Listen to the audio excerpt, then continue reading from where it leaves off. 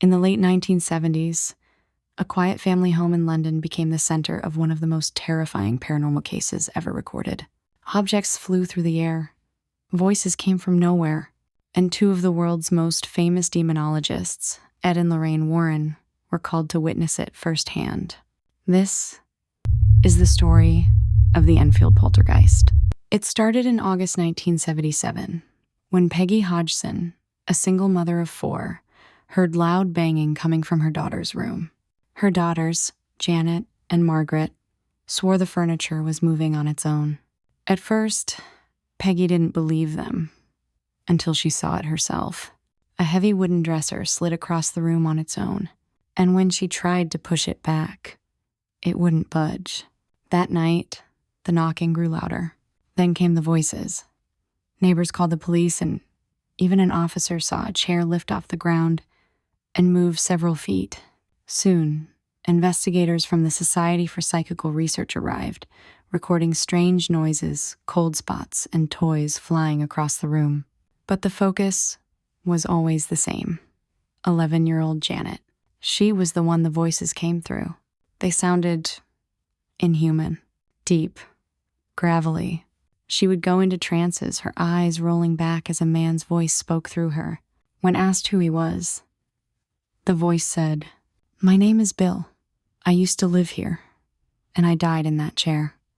Later, records confirmed that an elderly man named Bill Wilkins had died in that very house, in that very chair. I want you to tell me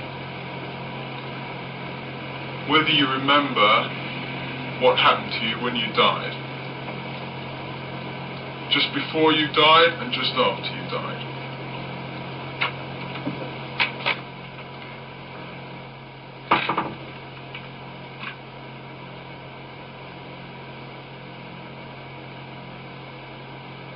Days before I died, I went blind. Then I had an hemorrhage, and I fell asleep, and I died in a chair in the corner downstairs. As news spread, Ed and Lorraine Warren traveled from America to London to investigate. Lorraine, a clairvoyant, claimed she could sense a dark, malevolent presence, something far worse than a human spirit. She believed the entity was using Janet as a conduit. Ed performed a blessing ritual, while Lorraine tried to communicate with the spirit. She said later that the energy in that house was one of the darkest she had ever felt. During one session, Janet was reportedly lifted from her bed and thrown across the room. Witnesses said her voice changed, her body contorted as if something inside her was fighting to stay. Eventually, after months of chaos, the activity slowed. Janet later said she felt something leave her body like a shadow finally lifting.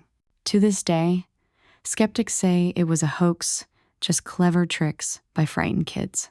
But the Warrens insisted it was real. Lorraine once said, "The Enfield case proved that pure evil exists, not in hell, but in our own homes." The family never spoke publicly about it again.